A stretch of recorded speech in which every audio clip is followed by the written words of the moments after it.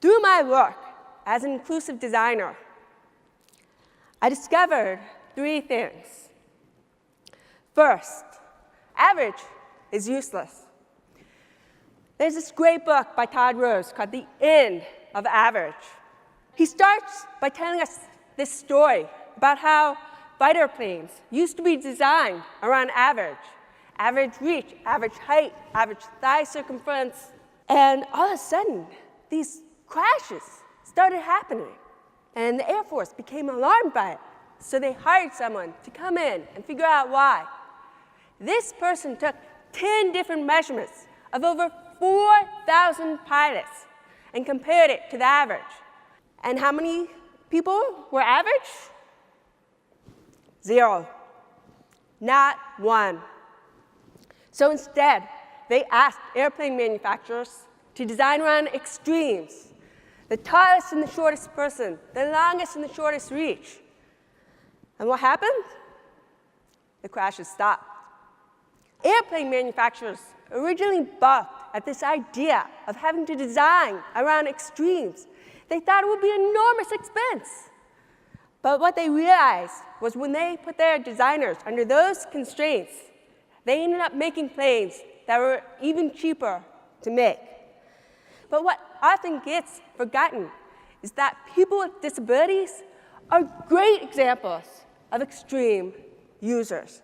Just think, they experience the world in such a unique way that it's legally classified as a significant limitation of a major life function. The fact that there's so much variety in the disability community, from mobility to sensory to intellectual differences, means they are a gold mine for helping us to think differently. How do we stay ahead of the game? How do we figure out what change will happen, what our future needs will be? They're often hidden, and they're not readily apparent to most of us. But when you have a so-called disability, you develop a superpower, and that is the ability to identify hidden needs. And that's my second point. When I went back to school to get my master's in social design, I quickly became frustrated. It was really hard to learn woodworking and welding with a hearing loss. When you're learning to weld, they place you in this helmet that blackens out everything but the flame. So essentially, I was both deaf and blind. In woodworking, a tool signals to you that's about to kick back at you by change in the pitch of the tool, but I couldn't hear it. When things change from "it's annoying" to "I can't," we are forced to recognize needs. My solution was a pair of safety glasses engineered to visually alert the user to pitch changes. Now, this light went off before the human ear picked it up. This was a single safety mechanism that could be applied across a variety of tools. So this is an example of something designed for a person with disability, but ended up being better than when we designed for the norm. Let me give you some more examples of things designed for people with disabilities that ended up identifying hidden needs. The typewriter, audiobooks, remote controls, Facebook captions, all of these things were originally designed for people with disabilities, but they ended up identifying hidden needs. And so they were adopted and loved by everyone. It may seem ironic that people with hearing loss, the disability of communication, have developed some of the most significant advances in communication. Text messaging, the telephone, email, the record player, all of these things were created by or for deaf people. The person who's the most disabled at something often creates or strongly influences some of the best innovations in the field. The unique way in which people with disabilities experience the world helps them develop skills that are valuable and rare. I'd like to play a clip for you guys from NPR, which mimics how I might understand or experience a conversation.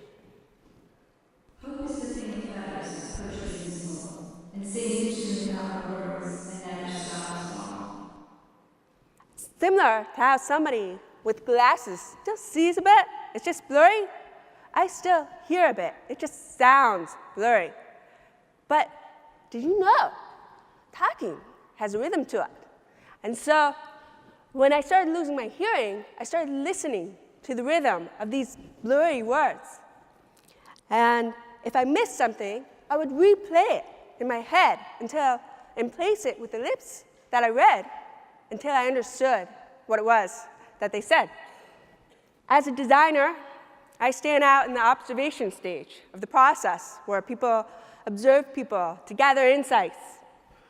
This is because I've spent nearly all of my life learning how to read body language so I can anticipate what people will say. And so I pick up on things that others would never pick up on. We are different, but difference is a new normal we should be designing for. When we design for intellectual disabilities, we often simplify things.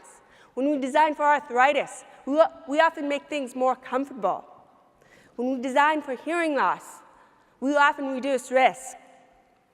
Designing for difference, for disability, and inclusion is what will make your company thrive, what will make you thrive. And as a great byproduct, it will be what will make people with disabilities thrive. We are hidden capital, just waiting to be tapped.